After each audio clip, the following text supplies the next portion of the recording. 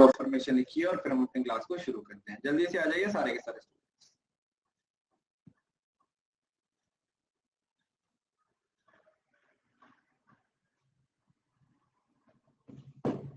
आ जाओ आ जाओ।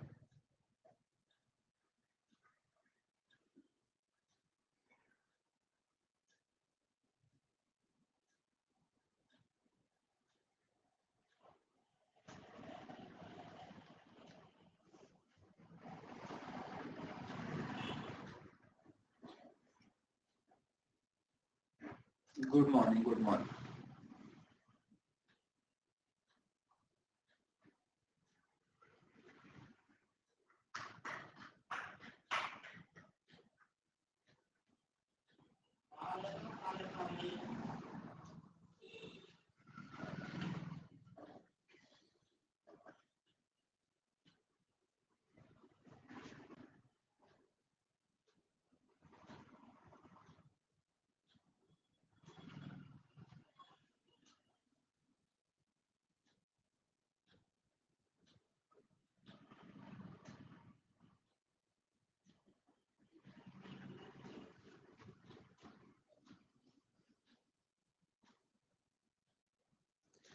देखो फिलहाल तो हिंदी में पॉसिबल नहीं है PYQ, अभी तो इंग्लिश में ही पॉसिबल है, क्योंकि इतने सारे क्वेश्चन है उनको हिंदी में ट्रांसलेट करेंगे तो फिर पेपर तक भी नहीं हो पाएगा, तो थोड़ा एडजस्ट करिए।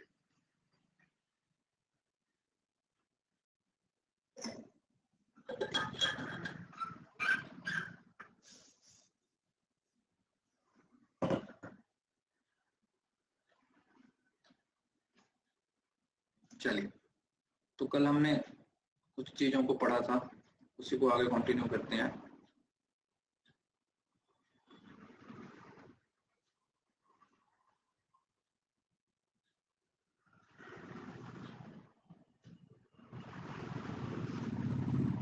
आज हम पढ़ेंगे रिसर्च डिजाइन के बारे में। प्लीज ध्यान से सुनना, ये टॉपिक इंपॉर्टेंट है।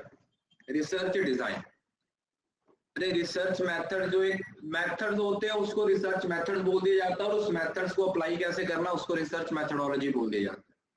उन मेथड्स को अप्लाई कैसे करना है वो आपकी रिसर्च मेथडोलॉजी हो जाती है। ठीक है जी, चलिए। तो देखिए, एक सबसे पहले हम रिसर्च का ना प्लान बनाते हैं। प्लान एक थ्योरेटिकल एस्पेक्ट होता है। क्या होता है? एक थ्योरेटिकल एस्पेक्ट होता है आपका प्लान, जिसमें आप थ्योरेटिकल तरीके से क्या सोचते हो कि आप क्या करने वाले हो, what is the study about, क्या स्टडी होगी, कैसे होगी, इसका क्या स्कोप होगा, है ना, क्या ऑब्जेक्टिव्स होंगे। तो एक थ्योरेटिकल एस्पेक्ट तक जब आप सोचते हो वो आपका एक रिसर्च प्लान होता है। मतलब रिसर्च करने से पहले आप उसका एक प्लान बना लेते हो। क्या कर लेते हो? आप उसका एक छोटा सा प्लान बना लेते हो, जिसमें आप थ्योरेटिकल तरीके से उन सारी चीजों को डिफाइन कर देते हो। ठीक है, थ्योरेटिकल एस्पेक्ट सिंपल क्या है, ये थ्योरेटिकल एस्पेक्ट है। जब इसका प्रैक्टिकल एस्पेक्ट आता है तब इसको रिसर्च प्लान नहीं बोला जाता, फिर इसको रिसर्च डिजाइन का नाम दिया जाता है। समझ रहे हो ना? ध्यान से सुन लो, जब तक ये थ्योरेटिकल एस्पेक्ट तक है,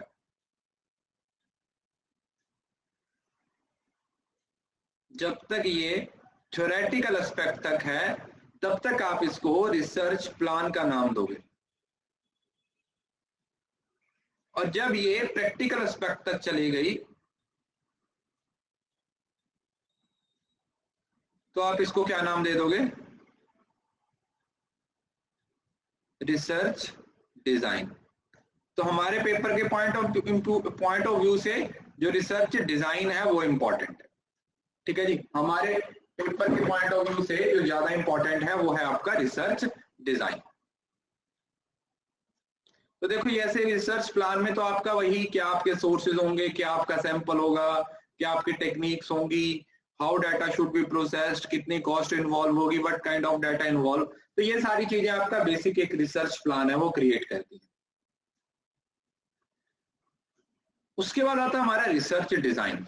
देखिए, किसी भी चीज का डिजाइन क्या होता है? उसका ब्लूप्रिंट होता है, उसका नक्शा होता है, जिसको आप नक्शा बोल देते हो।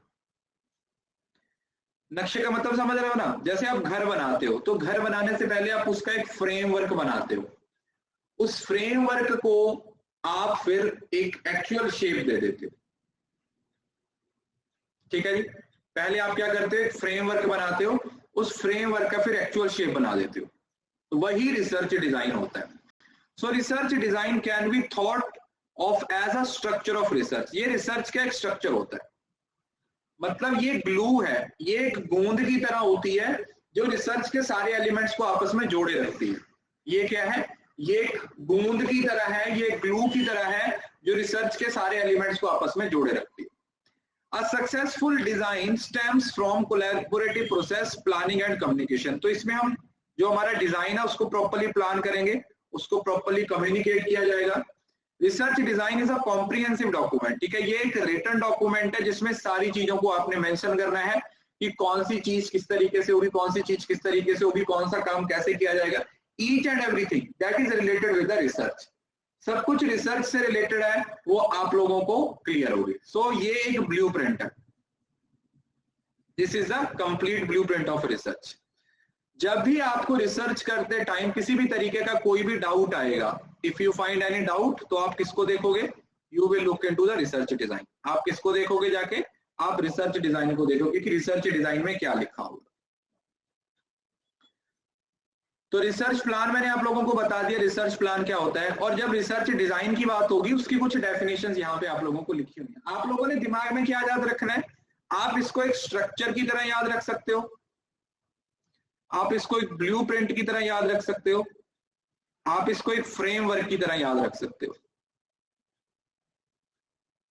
जैसे अगर घर बनाना है तो आप ये मान के चलो कि घर बनाना है वो आपकी रिसर्च है, तो उस घर को बनाने के लिए आप लोगों को एक स्ट्रक्चर की जरूरत पड़ेगी, एक नक्शे की जरूरत पड़ेगी, एक फाउंडेशन की जरूरत पड़ेगी। वो आपको किससे पता चलेगा, वो आपको रिसर्च डिजाइन से पता चलेगा। वो सारी चीजें आपको कैसे पता चलेंगी, वो सारी चीजें आप लोगों को रिसर्च डिजाइन से पता चलेगी। अब यार देखो, मैंने क्लास के स्टार्टिंग में डिजाइन और प्लान में डिफरेंस बताया, इसका मतलब आप लोग टाइम पे नहीं आए क्लास में। मैंने क्लास के शुरू में स्लाइड पे लिख के भी बताया, ये प्रॉब्लम होती है सबसे बड़ी। अब आप खुद बताओ, क्या मैंने ये बताया या नहीं बताया, टेल मी, क्या मैंने बताया या नहीं, मैंने शुरू करते ही ये चीज बताई थी। तो प्रॉब्लम यही होती है कि या तो हम इन बिटवीन शुरू कर देते हैं या फिर हम कहीं से भी क्लास देखनी शुरू कर देते हैं, इस वजह से फिर डाउट्स आते हैं। क्लियर है, तो रिसर्च डिजाइन है वो प्रैक्टिकल होता है, और जो प्लान होता है वो एक थ्योरेटिकल होता है। डेफिनेशंस पेपर में नहीं पूछी जाती, पेपर में डेफिनेशंस नहीं आती, डेफिनेशंस हम सिर्फ आपको पढ़ाते हैं ताकि आपको अलग अलग राइटर्स के अलग अलग व्यू पॉइंट्स हैं वो पता चल सके कि अलग अलग राइटर्स अलग अलग व्यू पॉइंट्स किस तरीके से बताते हैं। A research design is an arrangement of conditions for collection and analysis of data in a manner that aims to combine relevance to the research purpose with economy in procedure. A research design is a master plan। देखो यहाँ पर word क्या use किया गया कि ये एक तरीके का मास्टर प्लान है, specifying the methods and procedures for collecting and analysis the needed information. The planned sequence of entire process involves the conducting of research study। Research की स्टडी करने के लिए जो कंप्लीट स्टेप्स है वो फॉलो किए जाते हैं, उसको आप क्या नाम दे देते हो, that's what you call research design. और the design results from controlling general scientific model into various research procedure. तो वही तीन वर्ड यहाँ पर याद रखने हैं आपने, एक स्ट्रक्चर होता है, यही आपका स्ट्रक्चर होता है, यही आपका ब्लूप्रिंट होता है, यही आपका फ्रेमवर्क होता है, और यही आपकी गाइड होती है। यही आपकी क्या होती है, गाइड होती है। मतलब कल को आप जब रिसर्च करते हो तो आपको किसी भी तरीके की कोई भी प्रॉब्लम आती है तो उसका आंसर आपको कौन देगा, उसका आंसर आपको रिसर्च डिजाइन से ही मिलेगा। उसका आंसर आपको किससे मिलेगा, रिसर्च डिजाइन से ही मिलेगा। रिसर्च डिजाइन ठीक है, ये पढ़ लेना, कुछ खास नहीं है, एग्जांपल्स जो मैंने पहले बताई हैं वही सारी चीजें चल रही हैं, डेफिनेशंस। अब रिसर्च डिजाइन के फीचर्स क्या हैं, फीचर्स क्या हैं, फीचर्स में कुछ नहीं है, देखो सिंपल है कि रिलायबिलिटी ऑफ डेटा, डेटा है वो रिलायबल होना चाहिए। Good research design has more reliability of data.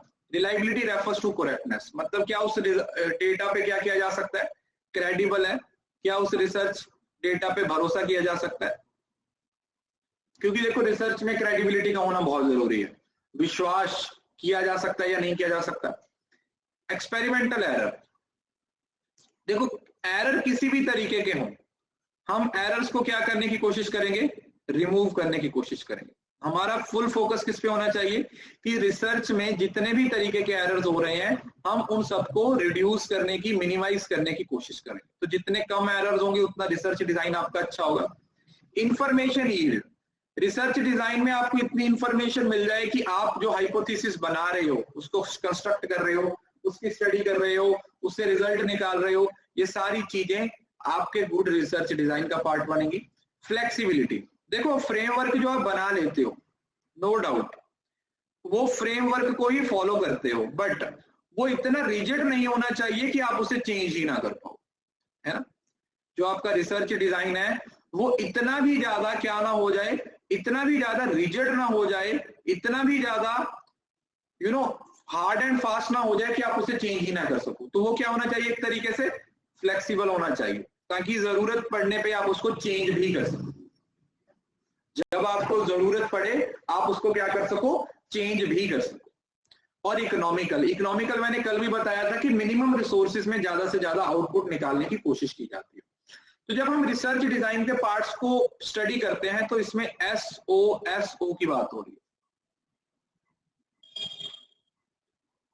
अरे इंफॉर्मेशन यील्ड का मतलब क्या है कि इसमें अच्छी खासी इंफॉर्मेशन होनी चाहिए, क्योंकि रिसर्च में आपको पता है इंफॉर्मेशन की आपको कितनी जरूरत है। उसी इंफॉर्मेशन के बेस पे आपको डेटा कलेक्ट करोगे, उसी इंफॉर्मेशन के बेसिस पे आप सब कुछ उस इंफॉर्मेशन को बेस बना के ही करोगे।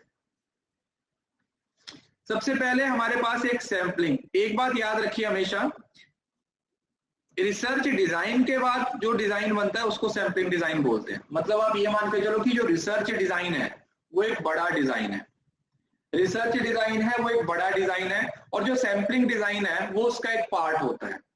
रिसर्च डिजाइन है वो एक बड़ा पार्ट होता है और उसी का एक छोटा सा एलिमेंट कौन सा होता है, सैंपलिंग डिजाइन। तो सैंपलिंग डिजाइन में हम क्या डिसाइड करते हैं, सैंपलिंग में हम ये डिसाइड करते हैं कि हमारी रिसर्च का सैंपल कौन सा होगा। प्राइमरी सैंपल लेंगे, सेकेंडरी सैंपल लेंगे, उस सैंपल की किस तरीके से स्टडी की जाएगी कि वो जो सैंपल लिया गया है वो आपका प्राइमरी सैंपल है, सेकेंडरी सैंपल है, रैंडम सैंपलिंग है, नॉन रैंडम सैंपलिंग है। तो सैंपल्स के बारे में ऑब्जर्वेशनल डिजाइन में हम कंडीशंस डिसाइड करते हैं कि कौन सी कंडीशंस के अंडर हम रिसर्च करने वाले हैं। यहां पर हम क्या डिसाइड करते हैं, यहां पर हम कंडीशंस डिसाइड कर देते हैं कि अच्छा यार ये वाली कंडीशंस है, डायनामिक कंडीशंस है, स्टैटिक कंडीशंस है, जिस तरीके की कंडीशंस में हम क्या करने वाले हैं, हमारी रिसर्च करने वाले।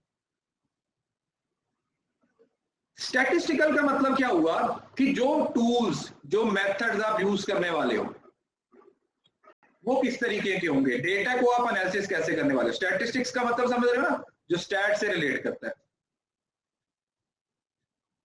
जो स्टैट से रिलेट करता है कि किस तरीके से मैं जो डेटा कलेक्ट करूंगा उसको एनालिसिस करने वाला हूं, किस तरीके से मैं उन सारी चीजों पे काम करने वाला हूं।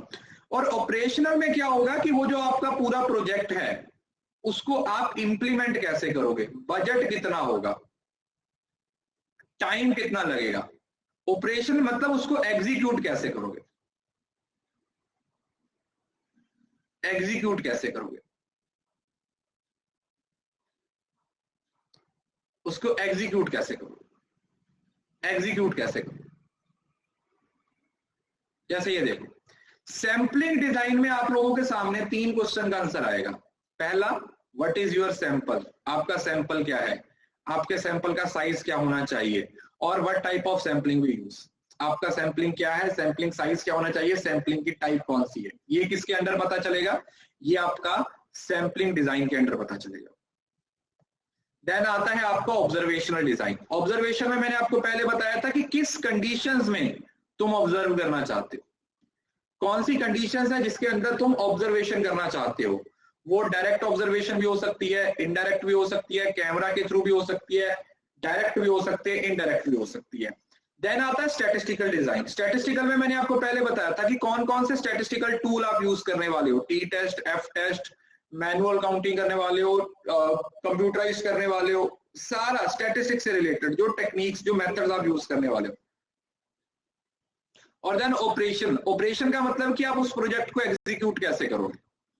ऑपरेशनल डिजाइन का मतलब है कि आप उस प्रोजेक्ट को एग्जीक्यूट कैसे करोगे, कितना टाइम चाहिए हर स्टेप के लिए, बजट कितना चाहिए, कितनी कॉस्ट आएगी, specific only the parameter of probability density functions, मतलब पूरी रिसर्च से रिलेटेड उस जो पूरा आपका प्रोजेक्ट है ना, रिसर्च का जो आपका पूरे का पूरा प्रोजेक्ट है, उस पूरे प्रोजेक्ट को आप एग्जीक्यूट कैसे करोगे, उस पूरे प्रोजेक्ट को आप एग्जीक्यूट कैसे करोगे, दैट्स द मेन थिंग जो यहां पर आपका ऑपरेशनल डिजाइन में बताया गया। जो किसके अंडर बताया गया, जो ऑपरेशनल डिजाइन में बताया गया, जो ऑपरेशनल डिजाइन में बताया गया।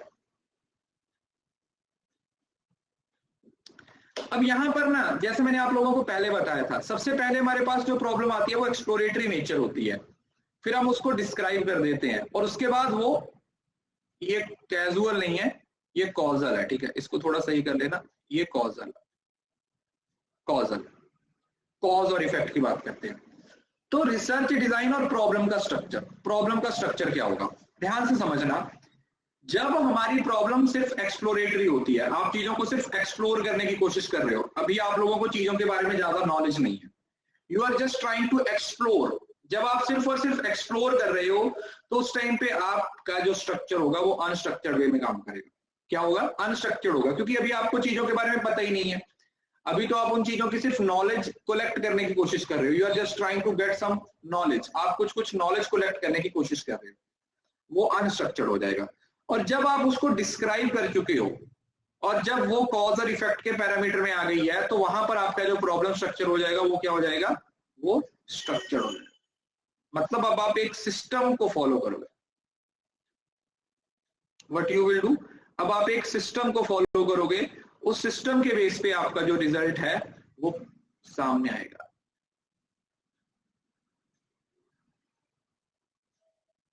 अब आप क्या करोगे, आप एक सिस्टम को फॉलो कर रहे हो, उस सिस्टम की कितनी इंपॉर्टेंस है हम उस चीज पे ध्यान देते हैं, उस सिस्टम की कितनी इंपॉर्टेंस है हम उस चीज पे ध्यान देते हैं, ठीक है। तो ये हो गया आपका रिसर्च डिजाइन। अब यहां पर ना इसको बहुत ध्यान से समझ लेना, ये मैंने टॉपिक इस बार पहले इस वजह से लिया क्योंकि ये ना रिसर्च डिजाइन की टाइप्स और कहीं ना कहीं रिसर्च की भी टाइप्स है। तो अगर आप 1 2 3 4 5 6 7, तो मतलब 7 रिसर्च की टाइप्स भी आपकी यहां से क्लियर हो जाएंगी। तो जो नेक्स्ट क्लास में जब मैं रिसर्च की टाइप्स पढ़ाऊंगा ना, तो वहां पर आपको थोड़ा कम टाइम लगेगा इसको समझने में, मतलब डबल आपको वो चीजें अंडरस्टैंड हो जाएगी। तो रिसर्च का जो डिजाइन है ना, उसको अलग अलग तरीके से डिवाइड किया गया है। क्या किया गया है, उसको अलग अलग तरीके से डिवाइड किया गया है। डिवाइड करने का मतलब अकॉर्डिंग टू सिचुएशन वो रिसर्च डिजाइन है वो आपका चेंज होता है। तो इतनी सारी टाइप्स हैं, अब एक एक करके मैं आपको समझाता हूं।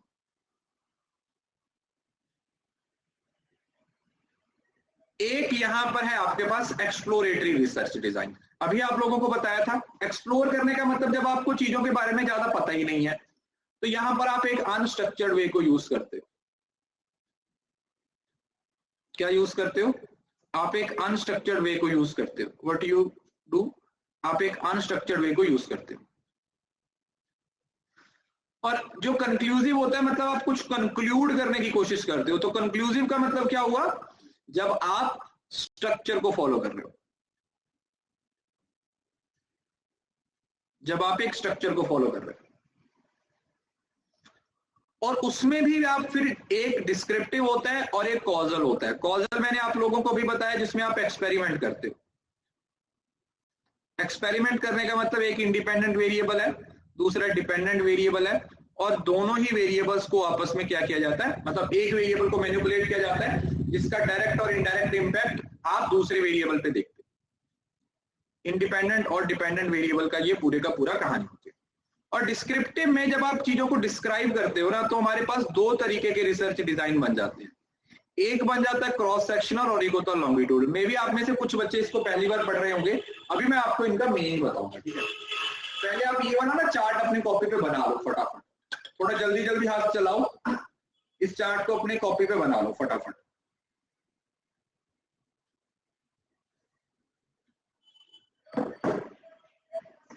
मैं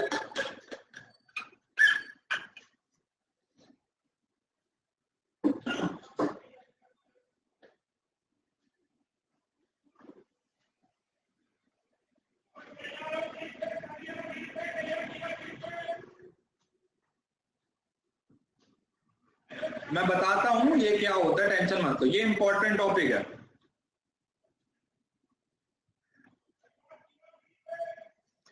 ये टॉपिक इंपॉर्टेंट है, इस वजह से इसको कॉपी पे अच्छे से लिख लो।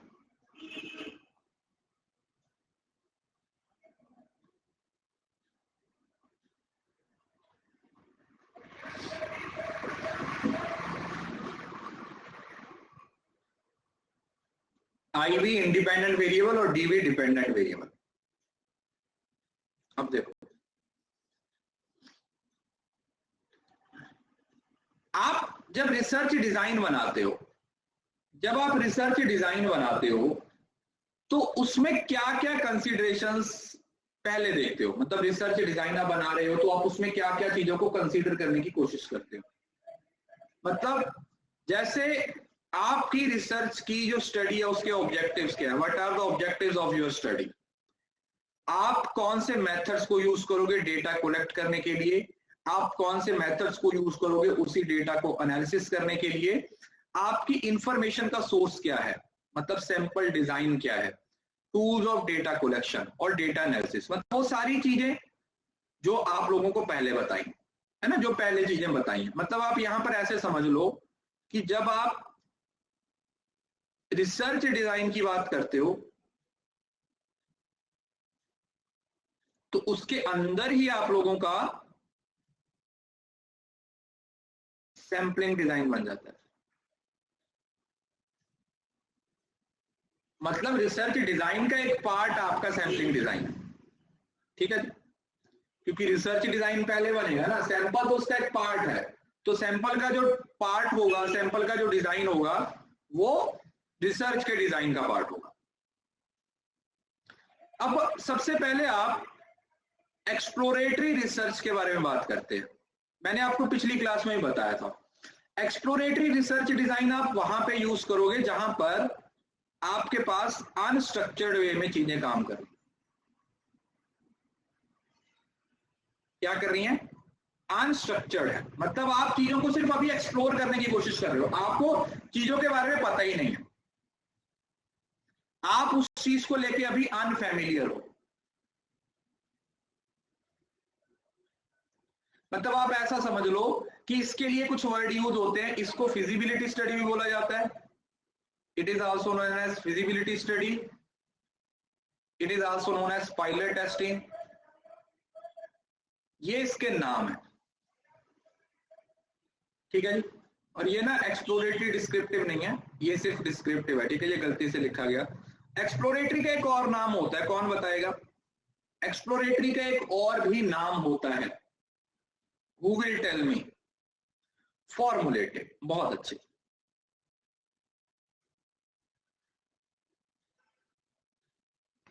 कौन सी रिसर्च? फॉर्मुलेटिव रिसर्च। तो रिसर्च डिजाइन फॉर्मुलेटिव या एक्सप्लोरेटरी रिसर्च डिजाइन कहां पे बनेगा? जहां पर आपको प्रॉब्लम के बारे में ज्यादा पता नहीं है, you are just trying to get some insights, और जब वो चीज क्लियर हो जाती है तो वो डिस्क्रिप्टिव रिसर्च बन जाती है। फिर वो क्या बन जाती है? वो डिस्क्रिप्टिव रिसर्च डिजाइन बन जाती है, क्योंकि अब आपको चीजें क्लियर हो गई हैं, तो अब आप उसको फेमिलियर हो गए हो, तो अब उसको आप एज इट एज एक्सप्लेन कर रहे हो। अब आप उस चीज को एज इट एज क्या कर रहे हो? एक्सप्लेन करने की कोशिश कर रहे हो। देन आता है डायग्नोस्टिक। डायग्नोस्टिक ज्यादातर जो हमारी क्लिनिकल लेबोरेटरी और फील्ड टेस्ट होते हैं ना, ट्रायल्स, वहां पर यूज किया जाता है, जैसे डॉक्टर। तो इसमें एक वर्ड तो मैंने आपको बताया था कि फ्रीक्वेंसी याद रखना आपने, कोई चीज कितनी फ्रीक्वेंसी से हो रही है, और दूसरा इसमें क्या था? इसमें प्रॉब्लम और उसके कॉज के बारे में बात की थी। देखो ये मैं चीजें आपको अभी इसमें डिटेल में पढ़ा रहा हूं, क्योंकि कल जब मैं रिसर्च के टॉपिक जो रिसर्च का टाइप्स है ना, तो वहां पर मैं ये चीजें नहीं पढ़ाऊंगा। अब देखो जो बच्चे बोले कि सर ये फास्ट हो रहा है, तो आपने कल की क्लास नहीं देखी। देखो यार ये चीजें कल पढ़ाई हुई हैं, अगर आप ये सोचते हो ना कि ये मैंने कल पढ़ाई नहीं, अगर मैं इसको ऐसे भी आगे कर देता ना तो भी आप मुझे कुछ कह नहीं सकते थे, क्योंकि कल की क्लास में मैंने ये सारी एटलीस्ट ये 4 टाइप्स ना डिटेल में पढ़ाई हैं। यार आप लोग ना थोड़ा सा मेच्योरिटी से देखा करो, जब कल की क्लास में पढ़ाई है मैं दोबारा भी पढ़ा रहा हूं, फिर थोड़ा सा तो स्पीड से ही पढ़ाऊंगा ना, क्योंकि कल मैंने ऑलरेडी क्लियर कर चुका हूं। डायग्नोस में आप फ्रीक्वेंसी के बारे में बात करते हैं और साथ में आप प्रॉब्लम सॉल्विंग के बारे में बात करते हैं, और देन आता है एक्सपेरिमेंटल। देखो एक्सपेरिमेंटल रिसर्च याद रखिएगा, इसको हाइपोथेसिस, तो फर्स्ट क्लास है तो कैसे समझ आएगा आप खुद बताओ। जब इस कोर्स की ये सेकेंड क्लास है और आप पहली क्लास देख रहे हो तो कल की क्लास देख के आइए ना बच्चे, तभी तो समझ आएगा आज। एक्सपेरिमेंटल में हमारे पास कॉज और इफेक्ट की बात होती है, कॉज एंड इफेक्ट की बात होती है। इसमें आप हाइपोथेसिस बनाते हो, ये पूरा टॉपिक है डिटेल में, आगे की क्लास में आएगा, फिलहाल इसके बेसिक समझ लीजिए। इसमें होता क्या है, जब आप एक्सपेरिमेंटल रिसर्च की बात करते हो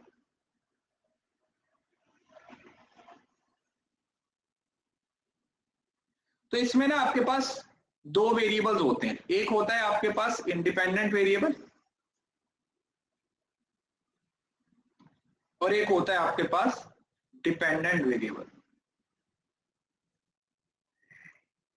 इसमें आप क्या करते हो, आप इंडिपेंडेंट वेरिएबल को मैनिपुलेट करते हो। यहां पर मैनिपुलेट का मतलब क्या हुआ, चेंज करना एक तरीके से। और जो इंडिपेंडेंट वेरिएबल होता है यही आपका कॉज होता है, यही आपका क्या होता है, कॉज होता है। और इसी का इफेक्ट कहां पर देखने को मिलता है, डिपेंडेंट वेरिएबल। तो इस स्टडी को ही हम एक्सपेरिमेंटल रिसर्च बोलते हैं, इस स्टडी को ही एक्सपेरिमेंटल रिसर्च का नाम है वो दिया जाता है।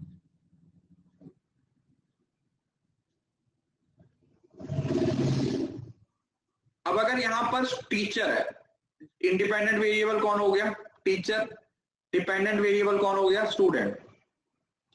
तो आप स्टूडेंट को तो चेंज नहीं कर सकते ना, टीचर को चेंज कर सकते हो। क्यों, क्योंकि टीचर इंडिपेंडेंट वेरिएबल है, तो टीचर अपने मेथड्स में चेंज कर सकता है, अपनी मेथोडोलॉजी में चेंज कर सकता है, और उसका इफेक्ट किस पे होगा, स्टूडेंट पे। तो इस इफेक्ट को स्टडी करने को ही एक्सपेरिमेंटल रिसर्च बोला जाता है, और ये रिसर्च आपकी होती है हाइपोथेसिस रिसर्च, जिसमें आप एक हाइपोथेसिस बनाते हो, फिर उस हाइपोथेसिस को टेस्ट करते हो।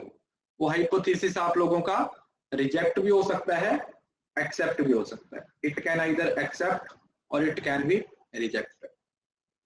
ये एक्सेप्ट भी हो सकता है और रिजेक्ट भी हो सकता है, दोनों में से कुछ भी हो सकता है, एक्सेप्ट भी हो सकता है और रिजेक्ट भी हो सकता है।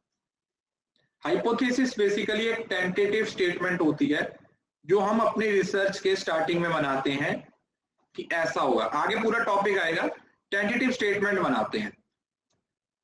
ये अभी आपको समझ नहीं आएगा, फिलहाल आप ये मान के चलो कि आपकी जो पूरी रिसर्च होती है ना वो आपके हाइपोथेसिस पे ही डिपेंड करती है। जब ये पूरा टॉपिक आएगा तो वहां पे इसको आप अच्छे से समझ पाओगे। हम एक टेंटेटिव स्टेटमेंट बना लेते हैं और उस स्टेटमेंट को बेस बना के हम अपनी पूरी स्टडी को क्या करते हैं, कंटिन्यू करते हैं। और ये हमें जो हाइपोथेसिस होता है इसको हम टेस्ट करते हैं, और ये जो हाइपोथेसिस है वो आपका ट्रू भी हो सकता है और ये आप लोगों का फॉल्स भी हो सकता है। It can either be true और it can either be false, दोनों तरीके का हो सकता है। ठीक है जी, चलिए। उसके बाद आता है कंक्लूसिव रिसर्च डिजाइन। देखो कंक्लूसिव रिसर्च डिजाइन का मतलब कुछ नहीं होता, जो ये वाली टाइप है ना डिस्क्रिप्टिव, सॉरी एक्सप्लोरेटरी, इसको छोड़ के बाकी सब कंक्लूसिव ही होते हैं। कंक्लूसिव समझ रहे हो ना, मतलब जहां पर आप कुछ स्ट्रक्चर्ड को कंक्लूसिव बोल देते हो, आप ऐसे दिमाग में रखो। किसको, स्ट्रक्चर्ड को हम कंक्लूसिव बोल देते हैं, किसको, हम स्ट्रक्चर्ड टर्म को ही कंक्लूसिव बोल देते हैं, जहां पर आप कुछ कंक्लूड करने की पोजीशन में होते हैं।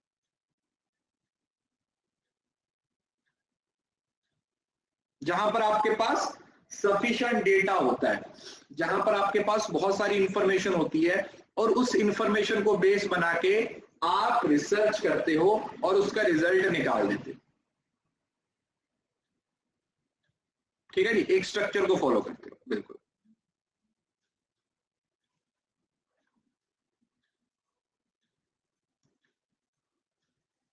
देन हमारे पास दो स्टडी आती है, एक क्रॉस सेक्शनल स्टडी आती है, एक लॉन्गिट्यूडनल स्टडी आती है। देखो ये ना डिस्क्रिप्टिव की टाइप है, इसको थोड़ा ध्यान से समझ लीजिएगा। जब आप चीजों को डिस्क्राइब करते हो ना, तो उसके अंदर हमारे पास दो अलग अलग तरीके के रिसर्च डिजाइन बन जाते हैं। एक बन जाता है आपका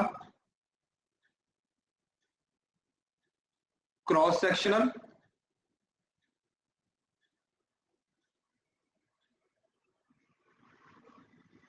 और दूसरा बन जाता है आपका डिस्क्रिप्टिव,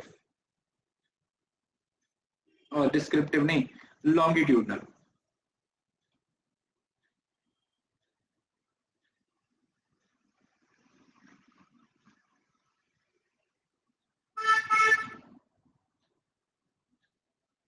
लॉन्गिट्यूडनल रिसर्च डिजाइन। अब देखो ध्यान से समझ लो, जैसे इसमें लॉन्गिट्यूडनल से आप लोगों को पता चल रहा है ना कि इसमें लॉन्ग टाइम की बात हो रही है, तो मतलब हम वन वेरिएबल को डिफरेंट टाइम पे, मतलब लॉन्ग टाइम तक, डिफरेंट टाइम तक स्टडी करते हैं।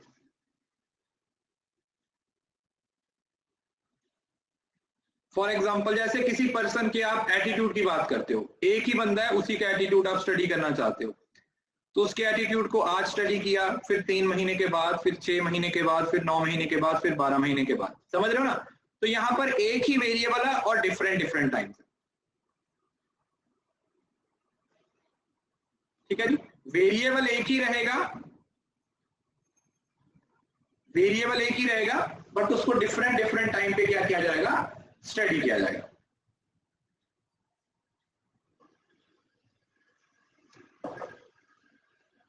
It is not about to check reliability, ये रिलायबिलिटी के कंसेप्ट से अलग है। रिलायबिलिटी में कंप्लीट स्टडी होती है, समझ रहे हो? This is not the complete study, this is just a part of study, एक टाइम पे एक पार्ट होगा।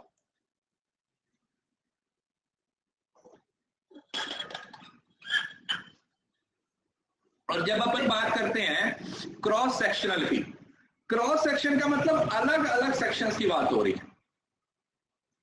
क्रॉस सेक्शन का मतलब अलग अलग सेक्शंस की बात हो रही है, तो मतलब यहां पर टाइम एक होगा, टाइम सेम होगा, बट जो वेरिएबल होंगे वो डिफरेंट होंगे।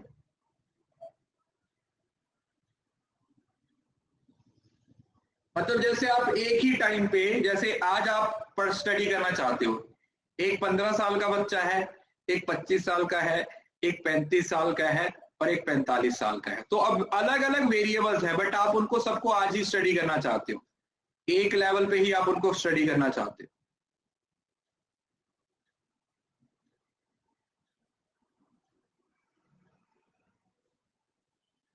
तो ये आप लोगों का क्या हो जाएगा, क्रॉस सेक्शनल हो जाएगा। क्या आप लोगों का क्या हो जाएगा, क्रॉस सेक्शनल हो जाएगा। तो ये लॉन्गिट्यूडनल रिसर्च डिजाइन हो गया, और ये cross sectional research design.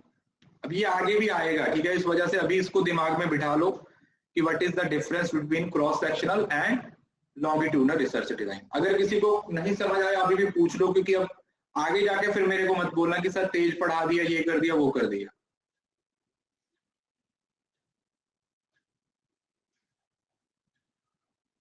Cross sectional में आप क्या करते हो, आप अलग अलग वेरिएबल्स को एक टाइम पे स्टडी करते हो। जैसे 4 लोगों को आप एक टाइम पे स्टडी कर रहे हो, तो वो क्रॉस सेक्शन हो गया। और जब आप एक ही बंदे को 4 अलग अलग टाइम पे स्टडी कर रहे हो, उसको आप लॉन्गिट्यूडनल रिसर्च डिजाइन बोलते हो, लॉन्गिट्यूडनल रिसर्च डिजाइन बोलते हो। अभी मैं एक आपको काम बताता हूं।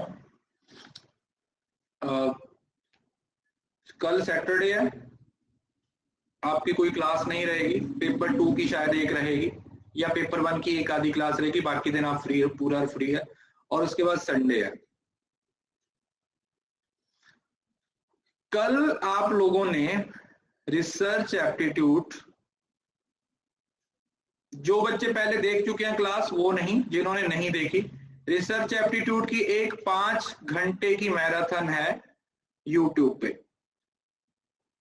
आप मेरे नाम के साथ रिसर्च एप्टीट्यूड मैराथन लिखना, आपको लिंक मिल जाएगा, नहीं टेलीग्राम पे भी मिल जाएगा। ये 5 घंटे की यूट्यूब की क्लास है जो बोर्ड पे है, मैं दोबारा लिंक भी शेयर कर दूंगा। इसको सब बच्चों ने देखना है, जिन बच्चों ने नहीं देखी है, ठीक है, जिन्होंने देखी है उन्होंने नहीं, जो बच्चे नए ज्वाइन किए हैं, जिन्होंने इस चीज को नहीं देखा है, प्लीज उन सब बच्चों ने इस क्लास को देखना है और खत्म करना है। इसमें आपको बहुत सारी चीजें क्लियर हो जाएंगी, मैंने बहुत क्रिस्टल क्लियर तरीके से सब चीजों को समझाया हुआ है। और दूसरा, संडे को फिर आपने एक टीचिंग की 4 घंटे की क्लास है, 3 घंटे की शायद, टीचिंग एप्टीट्यूड की भी एक 3-3.5 घंटे की क्लास है, वो भी यूट्यूब पे है, 4 आवर्स की। मैं दोनों का लिंक आज ही शेयर कर दूंगा, तो मंडे आने से पहले हर बच्चे ने ये 2 क्लासेस देख रखी है। जिन्होंने पहले देख रखी हैं दैट्स ग्रेट, और जिन्होंने नहीं देखी हैं वो जरूर से देख लीजिएगा। अरे ये यूट्यूब पे है यार, रिकॉर्डेड पड़ी हुई है, जाके चेक कर लो।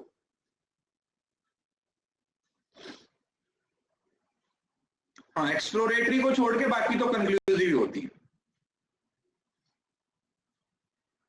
मैं लिंक दोबारा भेज दूंगा।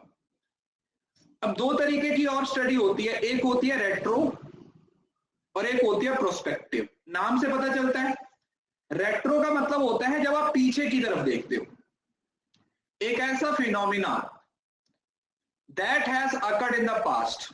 दोनों बोर्ड पे हैं, व्हाइट बोर्ड जो डिजिटल बोर्ड होता है उस पे। तो जब आप पीछे की तरफ किसी चीज की स्टडी करते हो जो ऑलरेडी हो चुका है, उसको आप रेट्रो बोल देते हैं। जैसे रेट्रो स्टडी बोल देते हैं ना, रेट्रो मूवीज बोल देते हैं ना, वो पुरानी 1960-70 वाली मूवीज होती हैं, उनको रेट्रो मूवीज बोल दिया जाता है ना, रेट्रो रुख, वो हिस्टोरिकल टाइप जो हो जाती हैं वो। और प्रोस्पेक्टिव कौन सी होती है? It pertains to likely prevalence of phenomena in the future, जो चीज फ्यूचर में होने वाली है, जिस चीज की अकरेंस के बारे में आपको अभी नहीं पता कि अच्छा यार ये चीजें फ्यूचर में हो सकती है, ये चीजें हैं वो फ्यूचर में हो सकती है। तो नाम से पता चलता है रेट्रो का मतलब जो चीजें पास्ट में हो चुकी हैं, और प्रोस्पेक्टिव का मतलब जो चीजें फ्यूचर में होने वाली, वो चीजें जो फ्यूचर में होने वाली हैं उसको आप प्रोस्पेक्टिव। प्रोस्पेक्ट का मतलब जो आने वाला है, प्रोस्पेक्ट का मतलब जो आने वाला है, और रेट्रो का मतलब जो जा चुका है। तो आप ऐसा समझ लो, मैं इसके साथ में वर्ड लिख देता हूं ताकि आपको याद करने में कोई तकलीफ ना हो। ये पास्ट की बात हो रही है और ये फ्यूचर की बात हो रही है, ठीक है, पास्ट की और फ्यूचर की। जैसे पता है आपको रेट्रो स्टाइल वापस आते रहते हैं, मूवीज में देखा होगा आप लोगों ने। जैसे अगर आप अपने पापा की, अपने पापा चाचा की, उनकी शादी के टाइम की फोटोज देखोगे ना, तो आप देखोगे तब बेल बॉटम का बहुत जमाना था। मतलब अगर आपके मम्मी पापा की शादी, मतलब अगर उस टाइम की बात करोगे 90 के आसपास, 85, 90, 95 उसके आसपास देखोगे तो वो चीजें चलती थी, और वो सारी चीजें अब भी आ रही हैं। और अब वो इतना ज्यादा घटिया लगता है ना, सीरियसली। मतलब मैं पर्सनल चॉइस बता रहा हूं, मैं कोई जजमेंट नहीं दे रहा हूं, मैं अपना पर्सनल पर्सपेक्टिव बता रहा हूं कि आज के टाइम पे वो चीजें इतनी ज्यादा बुरी लगती है ना। लोग पहनते हैं, बूट कट आ रही हैं या और भी जो आती हैं, स्ट्रेट आती हैं, लेकिन वही बता रहा ना, वो पहले चीजें निकल चुकी हैं, वो फिर दोबारा वापस आती है ना। मैंने आपको एक दिन पहले भी कुछ चीजें बताई थी कि फैशन, ट्रेंड, स्टाइल ये हमेशा आता जाता रहेगा। कौन सी चीज पूरी जब तक दुनिया है तब तक रहेगी, उसको बोलते हैं हम क्लास। नहीं भाई, मेरे पास मेरी बहन ने मुझे गिफ्ट कर दी थी, एक गिफ्ट नहीं ऐसी उसने मुझे लेके दे दी, एक स्ट्रेट जीन जिसको आप बोलते हो, बेल बॉटम बोल सकते हो, कुछ भी बोल सकते हो, और मैंने आज तक उसको उसके लिफाफे से नहीं निकाला। मतलब मैंने उसको जब निकाल के देखा तो मैंने देखा ये तो मेरे काम की नहीं है, तो मैंने उसको उसी लिफाफे में डाल के कपबोर्ड में रखा हुआ है, क्योंकि अब मैं उसे किसी को दे नहीं सकता, क्योंकि वो एक गिफ्ट है, और मैं उसे पहन नहीं सकता क्योंकि वो मुझे अच्छी नहीं लगती है। तो मैंने दोनों साइड को सेफ रखा है। ऐसा भी नहीं कि मेरी बहन बोले कि तूने मेरा गिफ्ट किसी को दे दिया, और दूसरा मुझे वो अच्छी नहीं लगती, इस वजह से मैं उसको पहनूंगा नहीं।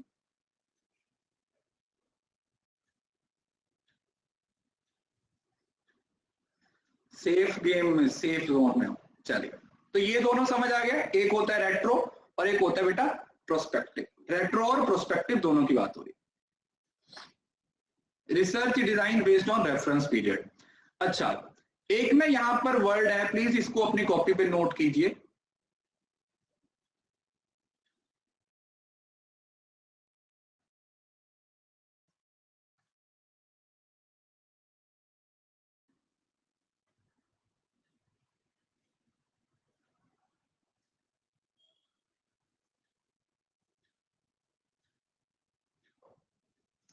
ये ना 2020 के पेपर में क्वेश्चन आया था।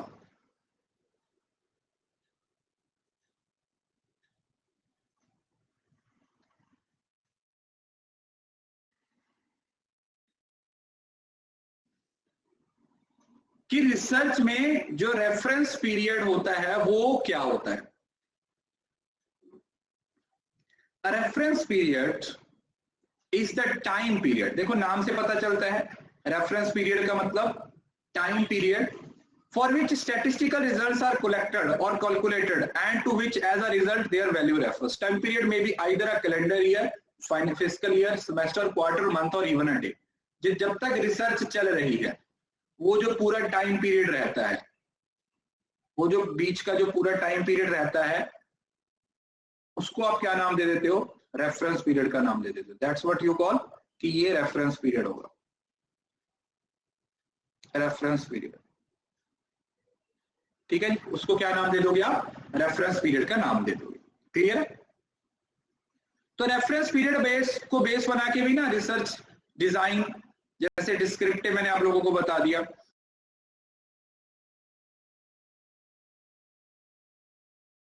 कोरिलेशन में हमारे पास कॉज और इफेक्ट की बात नहीं होती, याद रखिए। कोरिलेशन का मतलब होता है कि क्या दो वेरिएबल आपस में रिलेटेड है या नहीं, मगर उनके बीच में कॉज और इफेक्ट कोई साइंटिफिक रीजन नहीं होगा। जैसे एज के साथ साथ क्या आपकी हाइट बढ़ती है या नहीं बढ़ती, क्या आपका वेट बढ़ता है या नहीं बढ़ता, है ना। जब आपकी एज बढ़ती है तो आपकी हाइट बढ़ती है। अब इसके पीछे कोई साइंटिफिक रीजन तो नहीं है ना। ये कोई कॉज और इफेक्ट की बात नहीं हो रही है, वो तो नेचुरल है, दो चीजें चेंज हो रही हैं, है ना। कैसे चीजें चेंज हो रही हैं उसको बोला जाता है। ये तो डिपेंडेंट और इंडिपेंडेंट का, इसको मैं बाद में पढ़ाऊंगा। तो सेमी एक्सपेरिमेंटल, एक्सपेरिमेंटल रिव्यू, ठीक है, ये बाकी इंपॉर्टेंट नहीं है। जो सेमी एक्सपेरिमेंटल है, क्योंकि अभी आगे टाइप्स में हम पढ़ेंगे तो वहां पे इसको छोड़ दीजिए। हाँ, ये देखो, ये चार्ट बहुत ही ज्यादा इंपॉर्टेंट है, ठीक है। ये पूरी समरी है आज के टॉपिक की, ये आपकी पूरी समरी है आज के टॉपिक की। जो एक्सप्लोरेटरी रिसर्च डिजाइन है, ध्यान से समझना, जब आप एक्सप्लोर करने की कोशिश करते हो या उसको फॉर्मुलेटिव की बात करते हो, तो जो आपका ओवरऑल डिजाइन होता है, जो आपका ओवरऑल डिजाइन होता है वो कैसा होता है, फ्लेक्सिबल होगा। क्यों? क्योंकि आप तो सिर्फ चीजों को एक्सप्लोर करने की कोशिश कर रहे हो ना, आपको तो अभी चीजों के बारे में पता ही नहीं है। अनस्ट्रक्चर्ड होगा,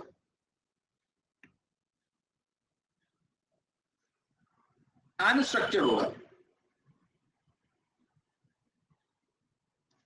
और जब आप डिस्क्रिप्टिव में चले जाओगे, चीजों को डिस्क्राइब करना शुरू कर दोगे, तो आपका रिसर्च डिजाइन क्या हो जाएगा, एकदम से रिजिड डिजाइन हो जाएगा, मतलब एकदम से फिक्स्ड, जिसको आप चेंज नहीं कर सकते। फिक्स्ड रिसर्च डिजाइन हो जाएगा आपका। क्या हो जाएगा आपका जो रिसर्च डिजाइन है वो एकदम से क्या हो जाएगा, फिक्स्ड हो जाएगा।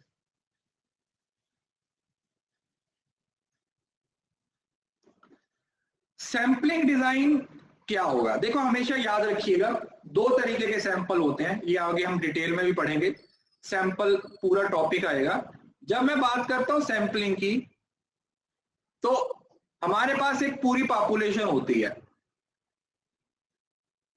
ठीक है जी, पॉपुलेशन होती है बच्चे, और इस पॉपुलेशन को रिप्रेजेंट करने के लिए हम उसमें से एक सैंपल निकालते हैं, जो पॉपुलेशन को क्या करता है, रिप्रेजेंट करता है ना। और जब आप किसी भी यूनिट को रैंडमली सिलेक्ट कर लेते हो, मतलब बिना अपनी चॉइस से, तो उसको हम बोलते हैं प्रोबेबिलिटी सैंपलिंग या रैंडम सैंपलिंग। और जब आप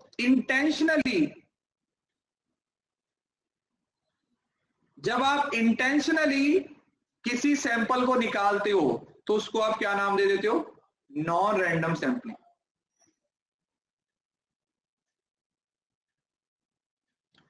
नॉन रैंडम सैंपलिंग। तो आप खुद सोचो, नॉन रैंडम में आप इंटेंशनली काम कर रहे हो, तो ये चीजें कहां पे यूज होंगी? जब आप अभी एक्सप्लोर कर रहे हो। क्योंकि देखो, जब सब कुछ फिक्स हो गया तो प्रोबेबिलिटी यूज करोगे ना। जब अभी कुछ फिक्स ही नहीं है तो आप सैंपल भी अपने हिसाब से चला रहे हो। मतलब एक्सप्लोरेटरी में ना आप खुद के हिसाब से, सेल्फ वर्ड लिख देता हूं ताकि आपको याद करने में कोई दिक्कत ना हो। सेल्फ वर्ड लिख दिया, जिसका मतलब है कि आप अपने हिसाब से चीजों को घुमा रहे हो, आप अपने हिसाब से चीजों को कवर करने की कोशिश कर रहे हो।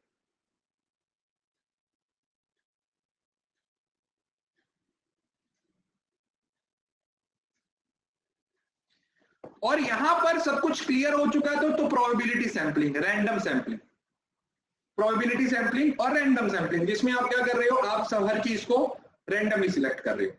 तो कुछ प्री प्लान डिजाइन नहीं है, यहां पर सब कुछ प्री प्लान है, प्री प्लान होता है।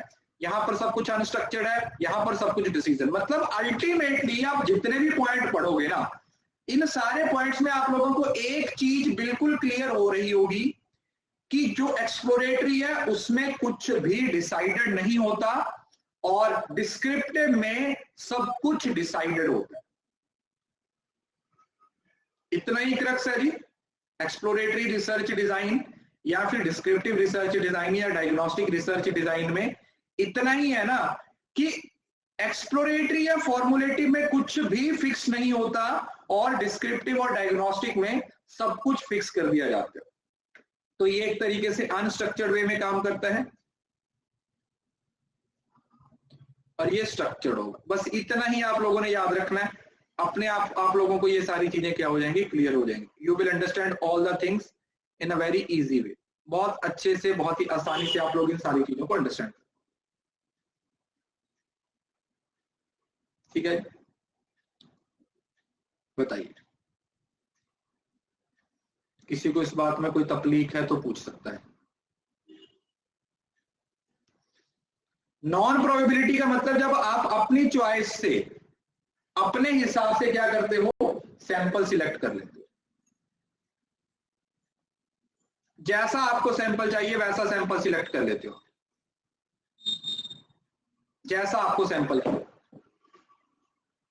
अरे यार एडवांस प्रोसीजर, अरे यार तुम थोड़ा सा लॉजिक क्यों नहीं लगाते यार? मतलब मैंने सब कुछ पहले से सोच रखा है तो स्ट्रक्चर्ड ही हुआ ना। तुम एक क्या बोलो यार मैं।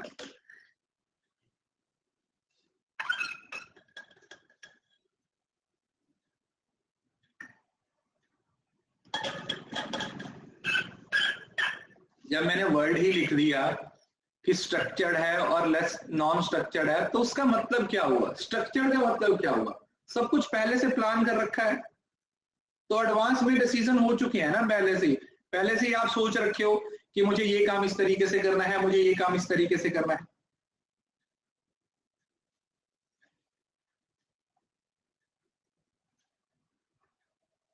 और ये आप लोगों ने अपने घर से पढ़ना है, ठीक है?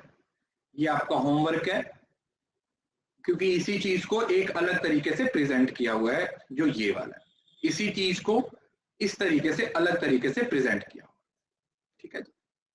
तो बताइए। अब देखो इसमें ना, ये टॉपिक पहले स्टार्ट करने का पर्पस क्या था? मैंने पहले सोचा था मैं टाइप्स पढ़ा दूंगा, लेकिन इस टॉपिक को शुरू करने का पर्पस ये था कि इसमें आप लोगों को ना एक तो बेसिक अंडरस्टैंडिंग हो जाएगी और 8-10 टाइप्स भी क्लियर हो जाएंगी। तो जब मैं आपको टाइप्स पढ़ाऊंगा ना तो आपको ज्यादा कोई दिक्कत नहीं आएगी, आपको ज्यादा तकलीफ नहीं होगी, चीजें समझने में आपको आसानी रहेगी, ठीक है? You will easily understand all the things. हाँ, बेसिक अंडरस्टैंडिंग, ठीक है? चलिए एक सेकेंड, आगे बढ़ते हैं।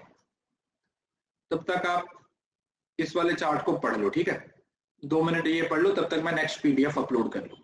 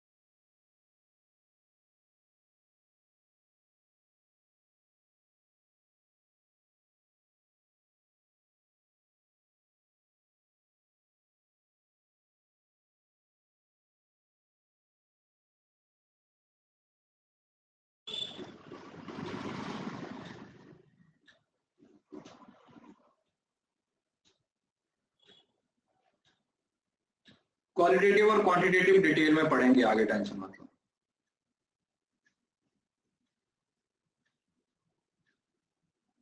अभी इतनी जल्दी वो क्यों सोच रहे हो यार, सब होगा ना, एक ही टाइम पे सारी चीजें तो नहीं होती ना।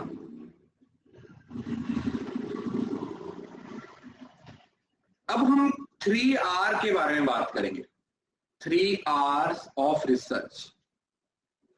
रिसर्च में हम 3 Rs की बात करते हैं, रिपीटेबिलिटी, रेप्लिकेबिलिटी और रिप्रोडक्टिविटी। ठीक है जी, समझ आया? रिप्रोडक्टिविटी, रेप्लिकेबिलिटी और रिपीटेबिलिटी। देखो, जब मैं किसी चीज को रिपीट कर रहा हूं तो इसका मतलब क्या हुआ कि मैंने एक एक्सपेरिमेंट किया, मैं सेम एक्सपेरिमेंट को दोबारा रिपीट कर रहा हूं, बार बार उसी चीज को रिपीट कर रहा हूं, मतलब सेम टीम और सेम एक्सपेरिमेंटल सेटअप। इसका जो कीवर्ड है सिर्फ आप लोगों ने वो याद रखना है, मतलब मैं किसी चीज को एज इट एज रिपीट कर रहा हूं।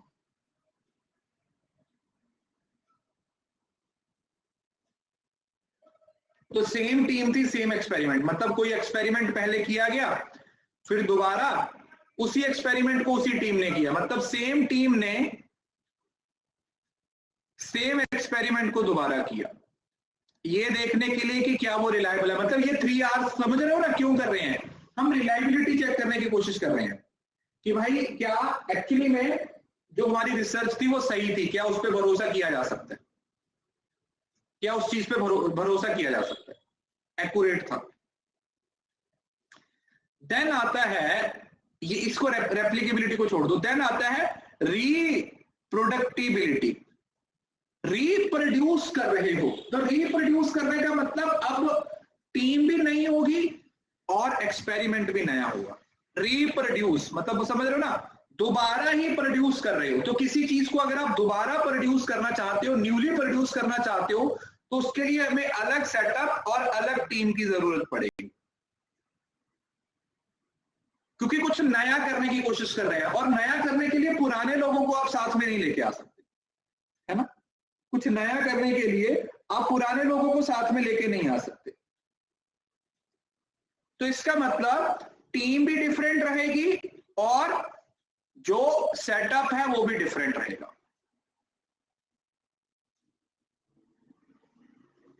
और देन आता है रेप्लिकेबिलिटी। अब ये थोड़ा इंपॉर्टेंट है। रेप्लिकेबिलिटी का मतलब क्या हुआ कि यहां पर एक्सपेरिमेंटल सेटअप तो वही है, बट एक टीम रेप्लिकेट करने का मतलब पता है क्या होता है? देखो, रेप्लिकेट करने का मतलब आप रेप्लिकेट को ना डुप्लीकेट समझ लीजिए। तो डुप्लीकेट किया जा रहा है एक्सपेरिमेंट को, तो एक्सपेरिमेंट डुप्लीकेट हो रहा है, बट डुप्लीकेट करने के लिए आप टीम नहीं लेके आए हो। तो इसका मतलब क्या हुआ कि एक्सपेरिमेंटल सेटअप तो सेम है, बस उसको वेरीफाई करना चाहते हो, उसको रेप्लिकेट करना चाहते हो, उसको रेप्लिकेट करना चाहते हो कि अच्छा यार इस चीज को रेप्लिकेट करेंगे तो हमारे कौन से काम की चीज बनेगी, कि क्या इस पे भरोसा किया जा सकता है या नहीं किया जा सकता। रेप्लिकेट क्या किया जा रहा है? रेप्लिकेशन। रेप्लिकेट का मतलब रिपीट करना, जैसे समझ रहे हो ना, कॉपीज बना देना।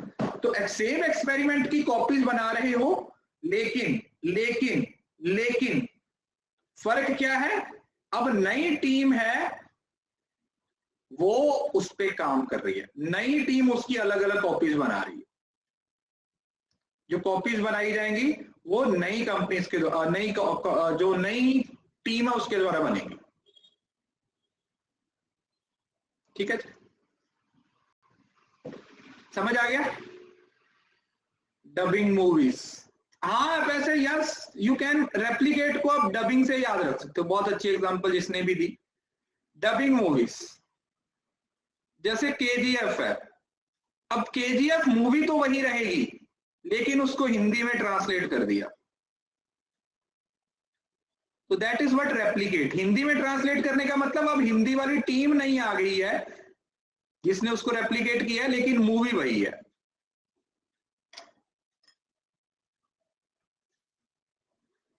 टीम वही है, टीम क्या है, पहले वाली ही है।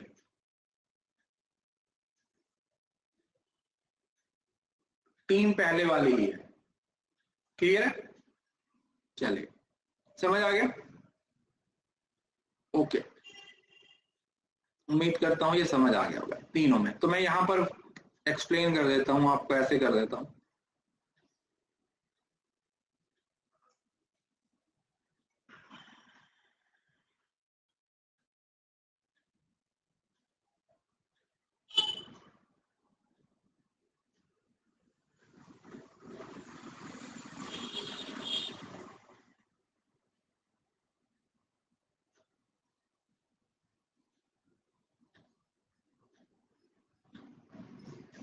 यहां पे मैं लिख देता हूं टर्म, यहां पे टीम, और यहां पे एक्सपेरिमेंट।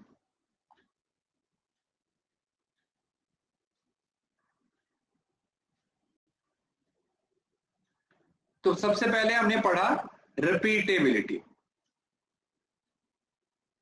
रिपीटेबिलिटी में क्या होता है, same team same experiment, same team same experiment. Reproductivity, different team different experiment. Then आया रेप्लिकेट, रेप्लिकेट। तो टीम डिफरेंट रहेगी, एक्सपेरिमेंट सेम रहेगा, एक्सपेरिमेंट सेम रहेगा।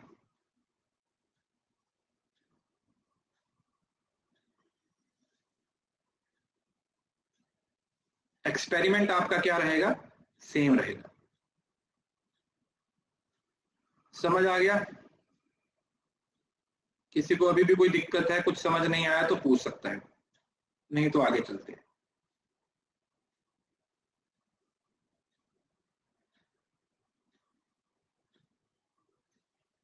ठीक है, उसके बाद हम पढ़ेंगे measurement scales, one of the most important and the favourite topic of NTA.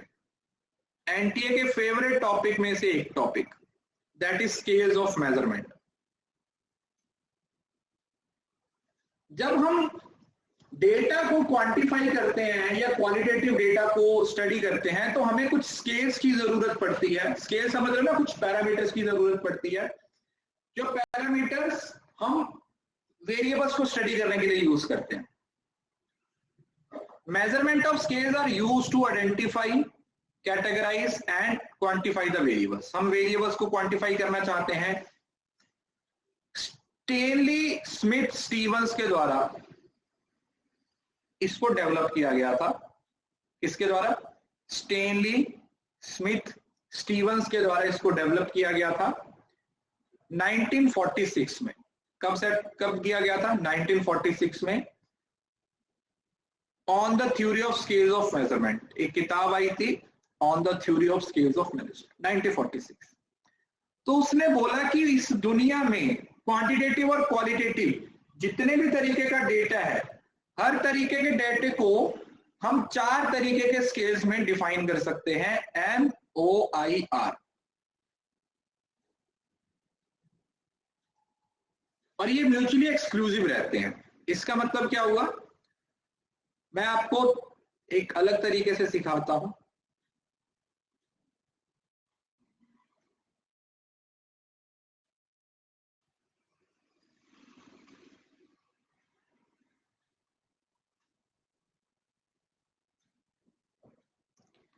सबसे छोटा है, बाहर की तरफ जाना है हमें, ये जो है वो नॉमिनल है, ये जो है वो ऑर्डिनल है, ये जो है वो इंटरवल है, और ये जो है वो रेशियो है। 4 स्केल्स हैं। तो यहां पर आप एक चीज दिमाग में बिठा लो कि इस डायग्राम से आपको क्या पता चल रहा है कि ये स्केल एक दूसरे को ऑब्जॉर्व कर रहे हैं। कहने का मतलब अगर मैं ऑर्डिनल की बात करूंगा ना तो नॉमिनल उसका पार्ट है, तो इसका मतलब उसके अंदर अपने आप नॉमिनल के फीचर आ जाएंगे। जब मैं इंटरवल की बात करूंगा तो उसके अंदर ऑर्डिनल और नॉमिनल दोनों के फीचर आ जाएंगे, और जब मैं रेशियो की बात करूंगा तो उसके अंदर इन सबके फीचर्स आ जाएंगे। ये बात सभी को क्लियर है? इस बात में तो किसी को कोई दिक्कत नहीं है ना? अगर मैं नॉमिनल की बात करूं तो वो अकेला है, उसके अंदर कुछ भी नहीं है, वो अकेला है। और ऑर्डिनल की बात करूंगा तो ऑर्डिनल के अंदर नॉमिनल आ रहा है। इंटरवल की बात करूंगा तो उसके अंदर ऑर्डिनल और नॉमिनल दोनों आ रहे हैं। और जब मैं रेशियो की बात करूंगा तो उसके अंदर इंटरवल, ऑर्डिनल, नॉमिनल सब आ रहे हैं। उसके अंदर तो फिर सारे ही आ जाएंगे, उसके अंदर तो फिर सारे के सारे ही आ जाएंगे।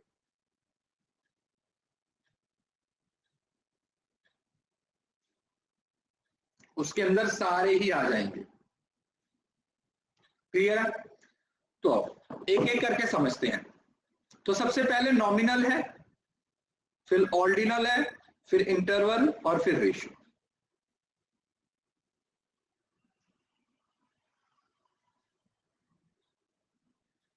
जो सबसे पहले नॉमिनल है, देखो नॉमिनल और ऑर्डिनल दोनों है क्वालिटेटिव का पार्ट, और जो रेशियो और इंटरवल है वो दोनों क्वांटिटेटिव का पार्ट। ठीक है, ये बात याद रखना है। जो पहले दो स्केल है वो क्वालिटेटिव का पार्ट है, मतलब उसको क्वांटिफाई नहीं किया जा सकता, वहां पर सिर्फ क्वालिटी की बात हो रही है। और उसके बाद जो दोनों है वहां पर क्वांटिटी की बात हो रही है। उसके किसकी बात हो रही है? क्वांटिटी की बात हो रही है। किसके बारे में बात कर रहे हैं? क्वांटिटी के बारे में बात कर रहे हैं। तो जब हम नॉमिनल की बात करेंगे तो इसका मतलब जब डेटा को सिर्फ कैटेगरीज के अकॉर्डिंग डिवाइड कर दिया आपने, कोई ऑर्डर नहीं, कुछ नहीं, ए बी सी ऐसे करके, ए बी सी डी कुछ भी आप ऐसे मान लो, ए बी सी डी कुछ भी आप ऐसे मान लो, है ना? एक सेकंड,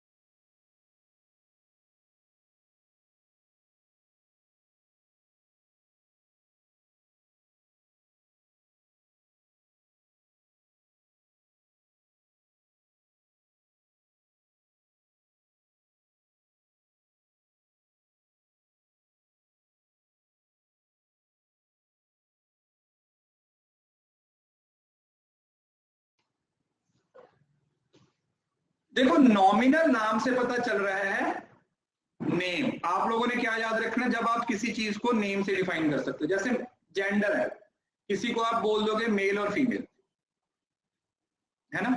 मेल और फीमेल, नाम मात्र, बिल्कुल। देन आता है ऑर्डिनल। ऑर्डिनल का मतलब क्या हुआ? जब आप चीजों को ऑर्डर में डिफाइन कर रहे हो, मतलब उनको रैंक दे दिया, उनको कुछ ऑर्डर दे दिया और उनको कुछ स्केल दे दिया, तो ये सब क्या है? ये सब ऑर्डर की फॉर्म में आ जाते हैं। ठीक है, कोई पहले पे है, कोई दूसरे पे है, कोई तीसरे पे है, इस तरीके से। देन आता है इंटरवल। इंटरवल का मतलब होता है डिस्टेंस। डिस्टेंस मतलब दो चीजों के बीच का डिस्टेंस।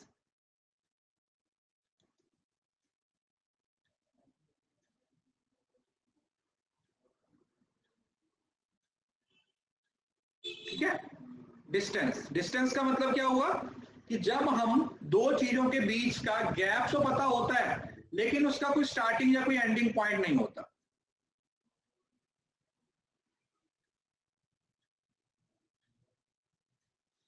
और देन आता है रेशो, जो सबसे लास्ट है। इसमें सारे फीचर होते हैं और इसमें ट्रू एग्जिस्ट जीरो भी करता है, मतलब जिसपे आप सारे मैथमेटिकल ऑपरेशंस लगा सकते हो।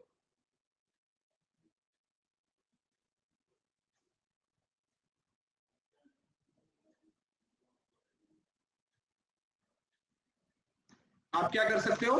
सारे मैथमेटिकल ऑपरेशंस इस पे क्या कर सकते हो? अप्लाई कर सकते हो। अब इनके कुछ फीचर ना वो भी, पहले इसको अपनी कॉपी पे नोट डाउन कर लीजिए।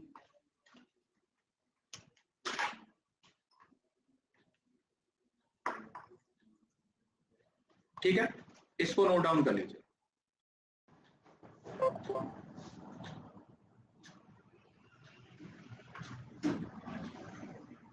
ठीक है, ठीक है, अरे वो रुक गया था। इतना बना लिया सबने। नॉमिनल में नाम की बात हो रही है, ऑर्डिनल में ऑर्डर की बात हो रही है, इंटरवल में डिस्टेंस की बात हो रही है, और रेशियो में एब्सोल्यूट जीरो की बात हो रही है। अब ध्यान से सुनो, ये चीज है जो आपको बहुत अच्छे से डिफाइन कर देगी। बताता हूं ट्रू जीरो का मतलब क्या होगा। जैसे ये एक रेस हो रही है, तो सबसे पहले नॉमिनल स्केल में क्या है, सिंबल असाइन टू रनर्स, उनके नाम, जैसे पहले का नाम बॉब है, दूसरे का सैम है, और तीसरे का जैन है।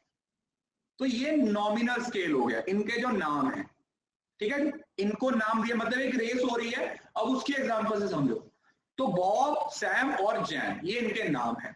उसके बाद ऑर्डर, ये किस ऑर्डर में खड़े हुए हैं, ये पहले नंबर पे खड़ा हुआ है, ये दूसरे पे खड़ा हुआ है, ये तीसरे पे खड़ा हुआ है ना, समझ लो ना, रैंक ऑर्डर ऑफ विनर्स, मतलब जैसे 1 से लेकर 10 तक लोग भागते हैं ना, तो उसमें होते हैं वो वाला।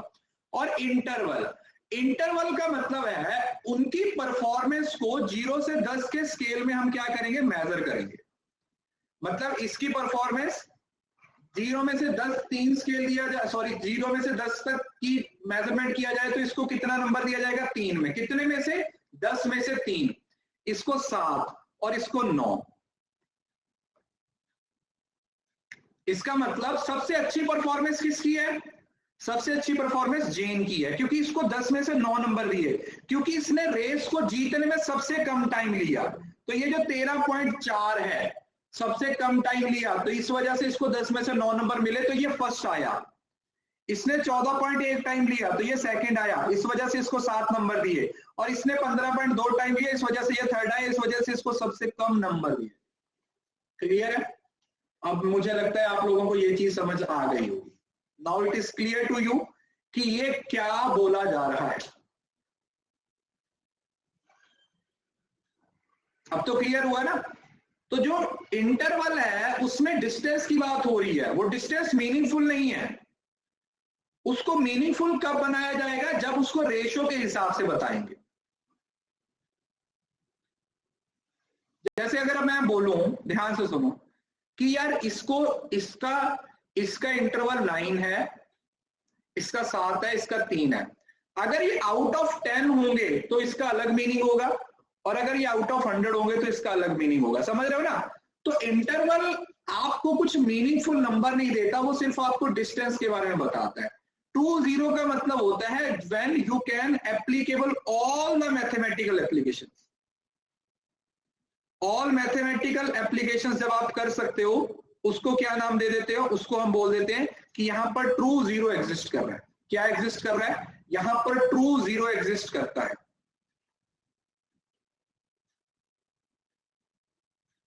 क्या एग्जिस्ट करता है बच्चे? ट्रू जीरो एग्जिस्ट करता है, जब आप मैथ के सारे ऑपरेशंस कर सकते हो। जब आप नॉमिनल की बात करोगे ना, क्योंकि सिर्फ नाम की बात हो रही है, तो उसमें सिर्फ आप मोड को यूज कर सकते हो। किसको यूज करोगे? मोड को यूज करोगे। जब ऑर्डर की बात हो गई तो मोड के साथ मीडियन, क्योंकि मीडियन ऑर्डर के बारे में बात करता है। और इंटरवल और रेशो, इसमें सारे मैथमेटिकल जो तीनों टूल्स हैं, सेंट्रल टेंडेंसी के मीन मीडियन मोड, और यहां पर भी तीनों मोड है, मीन मीडियन मोड, ये तीनों क्या कर सकते हैं, आप अप्लाई कर सकते हैं। ये पेपर के पॉइंट ऑफ व्यू से इंपॉर्टेंट नहीं है, अब एक एक करके समझते हैं तो थोड़ा और अच्छे से क्लियर होगा। जैसे ये देखो, नॉमिनल में किसी की आंखों का रंग, किसी की आंखें नीली हैं, काली हैं, पीली हैं, तो ये सिर्फ नाम दिया जा सकता है, तो वो नॉमिनल हो गया। ऑर्डिनल में आप लेवल ऑफ सेटिस्फेक्शन बताओगे, मतलब कि आप मोर सेटिस्फाई हो, लेस सेटिस्फाई हो। इंटरवल में आप टेम्परेचर की बात करते हो, equal interval between variables, temperature है तो इंटरवल हो जाएगा। और रेशियो के अंदर हैज 2-0, दस ratio between values can be calculated, मतलब आप रेशियो भी दो वेरिएबल्स के बीच में कैलकुलेट कर सकते हैं। You can easily calculate the ratio between the two variables. है ना? Is it clear? मैं आपको इसकी एग्जांपल समझाता हूं, उससे आपको ज्यादा अच्छे से समझ आएगा। जैसे देखो, अगर मैं बोलता हूं कि 100 डिग्री सेल्सियस और 200 डिग्री सेल्सियस, क्या आप ऐसा बोल सकते हो कि जो 200 डिग्री सेल्सियस है वो 100 डिग्री सेल्सियस का डबल होगा? मतलब अगर मैं बोलूं कि भाई 10 डिग्री सेल्सियस पे मुझे जितनी ठंड लगती है, मुझे 20 डिग्री सेल्सियस पे उससे डबल ठंड लगेगी? नहीं, क्योंकि जैसे जैसे टेम्परेचर बढ़ता है तो गर्मी बढ़ती है। तो मतलब आप यहां पर कंपेयर नहीं कर सकते। आप ये नहीं बोल सकते कि ये जो 20 है वो 10 का दुगना है, मतलब 10 का डबल है। तो इंटरवल तो है, बट उस इंटरवल की कोई इंपॉर्टेंस नहीं है। उस इंटरवल को आप किसी तरीके से डिफाइन नहीं कर सकते। लेकिन अगर मैं बोलता हूं कि तुम्हारी हाइट 3 फीट है और मेरी हाइट 6 फीट है और मेरी हाइट तुम्हारी हाइट से डबल है, तो क्या ये सही है? Yes, this is ratio. इसमें आप डिफाइन कर सकते हो कि 6 है वो 3 का डबल है। So this is the basic difference between interval and ratio. Ratio में आप चीजों को रेशो की फॉर्म में डिफाइन कर सकते हो, मगर इंटरवल में आप ऐसा नहीं कर सकते। इंटरवल में आप ऐसा नहीं कर सकते, राइट? इंटरवल में आप ऐसा नहीं कर सकते। क्लियर? तो देखो, नॉमिनल में कुछ नहीं होता है, सिर्फ लेबल्स होते हैं। नॉमिनल स्केल जिसमें क्या करते हैं, सिर्फ आप नेम देते हो, नेम, कैटेगरीज, ऐसा करके नाम और कैटेगरीज की बात होती है। जैसे देखो, जेंडर हो गया मेल और फीमेल, मैरिटल स्टेटस हो गया यस और no, registration number, have you visited Bangalore, yes और नो। तो ये क्या है? These are the examples of nominal scale. ये सब किसकी एग्जांपल है? नॉमिनल स्केल्स की एग्जांपल है। वहीं पर अगर नॉमिनल स्केल्स को आप दो तरीके से डिफाइन कर सकते हो, 2 और more events which can not occur simultaneously, mutually exclusive. देखो, म्यूचुअली एक्सक्लूसिव का मतलब क्या होता है कि एक टाइम पे एक ही चीज हो सकती है। जैसे अगर मैंने एक सिक्के को उछाला, अगर मैंने एक सिक्के को उछाला तो आपको मालूम है कि या तो हेड आएगा या टेल आएगा। दोनों में से एक ही आ सकता है, दोनों में से दोनों एक ही टाइम पे नहीं आ सकते, है ना? या तो हेड आएगा या फिर टेल आएगा। Either it will be head और इट विल बी टेल। तो जो नॉमिनल स्केल होते हैं ना, वो सब, जैसे मैं बोल देता हूं कि वो जो सामने पर्सन खड़ा है, या तो वो मेल है या वो फीमेल है। अब या तो वो मेल होगा या फिर फीमेल होगा। अब दोनों चीजें तो नहीं हो सकती, राइट? तो इस वजह से ये म्यूचुअली एक्सक्लूसिव इवेंट्स होते हैं, जिसमें आप जब नंबर असाइन करते हो या आप नेम्स असाइन करते हो तो दोनों में से एक ही हो सकता है, दोनों एक ही टाइम पे नहीं हो सकते। ऑर्डिनल, ऑर्डिनल का मतलब आप ऑर्डर की बात करते हो, रैंक की बात करते हो। Classified into categories that can be ranked. जैसे देखो, नो पेन 0, 0 से 3 माइल्ड पेन, 4 पे मॉडरेट हो गया, सिवियर, वेरी सिवियर और वर्स्ट। समझ रहे हो ना? ये ऑर्डिनल स्केल है कि जैसे जैसे ऑर्डर बढ़ रहा है वैसे वैसे चीजें चेंज हो रही हैं। और ऑर्डिनल स्केल में आप मोर देन और लेस देन का सिंबल यूज करते हो। क्या करते हो? मोर देन और लेस देन का सिंबल यूज करते हो। किसमें? आप ऑर्डिनल स्केल में। What you do, you use more than और less than in the ordinal scale. Ordinal scale में आप मोर देन और लेस देन का सिंबल यूज करते हो। जैसे देखो, A is taller than B but their actual heights are not available. After a customer shop from a retail, he asked to survey on scale 1. जैसे आप देते हो ना, जैसे आप कुछ सामान मंगवाते हो तो वो जोमेटो वाले बोल देते हैं ना कि यार रेट कर देना भाई, रेट कर देना 5, ऐसा बोलते हैं ना। कभी आप जोमेटो से, स्विगी से कुछ मंगवाते हो तो वो रेटिंग देने के लिए बोलते हैं ना, तो वो यही रेट होता है। उसी को ऑर्डिनल स्केल बोला जाता है कि 0 और 5 के बीच में आप कहां पे उसको रेट करोगे, या 1 से 5 के बीच में आप उसको कहां पे रेट करो। अब ये बताया, सेटिस्फैक्ट्री, अनसेटिस्फैक्ट्री, न्यूट्रल, ठीक है, वो वाला।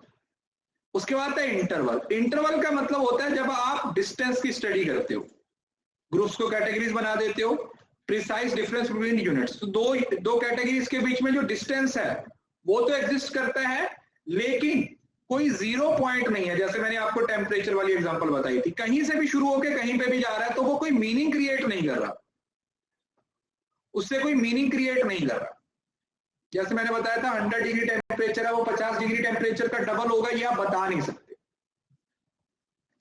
जैसे देखो, Fahrenheit Celsius to measure temperature, the scale is made up of equal temperature unit so that difference between 40 to 50 degree equal to the difference between 50 to 60। जितना डिफरेंस 50 और 60 के बीच में है उतना ही 60 और 70 के बीच में है, बट एक्चुअली में जो नेट रिजल्ट होगा वो सेम नहीं होगा, नेट रिजल्ट सेम नहीं होगा, है ना। जैसे देखो, suppose it's 60 degree Fahrenheit on Monday and 70 degree on the Tuesday, you not only know it was a boner on Tuesday, but you also know that it was 10 degree hotter। Difference तो पता है, difference तो पता है, but वो difference meaningful नहीं है, आप उस डिफरेंस से कुछ रिजल्ट नहीं निकाल सकते। आपको ये तो पता है कि दो चीजों के बीच में भाई 10 का गैप है, लेकिन उस 10 के गैप को आप किसी तरीके से अपनी रिसर्च के लिए इस्तेमाल नहीं कर सकते। और उसके बाद आता है रेशो, ये वाला आपका डेटा है जिसमें सारे मैथमेटिक्स के टूल यूज कर सकते हो। यहां पर अगर दो चीजों के बीच में गैप है तो उनको कंपेयर भी किया जा सकता है, उनको सब कुछ किया जा सकता है, एक प्रॉपर स्टार्टिंग पॉइंट भी है और एक एंडिंग पॉइंट भी है, स्टार्टिंग पॉइंट भी है और एंडिंग पॉइंट भी है। तो सबसे बड़ा स्केल है वो रेशो स्केल है, जिसके अंदर आप चीजों को मेजर कर सकते हो, कंपेयर कर सकते हो, कैलकुलेट कर सकते हो, सब कुछ कर सकते हो, सब कुछ कैलकुलेट कर सकते हो, ठीक है जी। स्टार्टिंग पॉइंट भी और एंडिंग पॉइंट है। जैसे बताया ना, हाइट है, किसी की हाइट 6 फीट 1 इंच है, 5 फीट 5 इंच है, 6 फीट 6 इंच है और मोर देन 6 इंच है, तो ये आप कंपेयर कर सकते हो, यू कैन इजीली कंपेयर। अब देखो यहां पर ये तो आप लोगों को पता चल गया, मेन जो है जिसमें इंटरवल और रेशो में आप लोगों को कंफ्यूजन होती है, ध्यान से सुनो। एग्जांपल देखो, temperature of 3 metre metal was 2 degree 3 degree Fahrenheit और 6 degree Fahrenheit. Now 3 times of 200 is not same as 600। मैंने जो एग्जांपल दी थी कि 600 यहाँ पे 200 का 3 टाइम नहीं है, क्योंकि नेट रिजल्ट ऐसा नहीं होता। लेकिन यहां पर अगर तुमने $300 का कोई प्रोडक्ट खरीदा और दूसरा 600 का खरीदा है, तो ये उसका डबल है। तो यहां पर आप सारे मैथमेटिकल समझ रहे हो ना, यहां पर एडिशन और सब्सट्रैक्शन तक काम चल जाएगा, लेकिन यहां पर डिवीजन, स्टैटिस्टिकल टूल्स, सब कुछ यहां पर क्या किया जा सकता है, अप्लाई किया जा सकता है। एवरीथिंग, सब कुछ को क्या किया जा सकता है, एप्लीकेबल किया जा सकता है, ठीक है जी। बाकी ये आप अपने एंड से इसको एक बार पढ़ लीजिएगा, मेन इतना ही है। इसका जो हमेशा क्वेश्चन आता है वो मैच द कॉलम में आता है, मैच द कॉलम में आता है। जब आप मैच द कॉलम करते हो ना, तो आपको चारों स्केल दिए होंगे और उनके चारों फीचर्स यहाँ पे लिखे हुए होंगे, और आपको बोला जाएगा कि मैच द कॉलम में इसका आंसर निकालो, और आपको उसका आंसर निकालना पड़ेगा,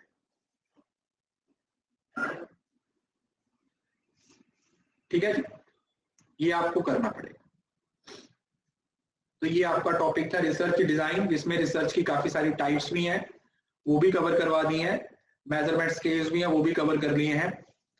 तो कुछ होमवर्क मैंने आप लोगों को दिया है, तो कोशिश कीजिए कि 2 दिन के अंदर अपना होमवर्क है वो जरूर कर लीजिएगा, क्योंकि देखो टाइम कम है, जितना ज्यादा एफर्ट्स आप अभी लगाओगे उतना आपके लिए अच्छा रहेगा। जितने ज्यादा एफर्ट्स आप अभी लगा लोगे उतना आगे चल के आपको आसानी हो जाएगी, अदरवाइज तो फिर दिसंबर में भी तो होगा ही, फिर तो मैं यही बोल सकता हूं, आप फिर तो दिसंबर में भी होगा ही, वो वाला दे देना।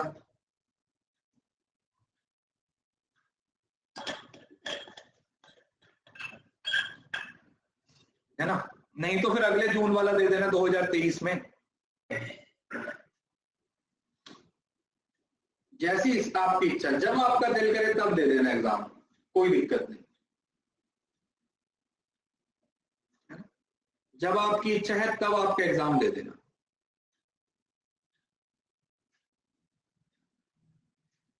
हम आपको कुछ नहीं कहते, जैसा आपका दिल करे वैसा कर लेना, ठीक है। चलिए नेक्स्ट क्लास में मिलते हैं, ध्यान रखिएगा। Thank you so much, God bless you all. इसी तरीके से पढ़ते रहिए, मेहनत करते रहिए, जेआरएफ जरूर क्लियर होगा। कंसिस्टेंसी बनाए रखिए, एफर्ट्स करते रहिए और अपना 100% देते। बाय, टेक केयर, ध्यान रखिएगा, खुश रहिए।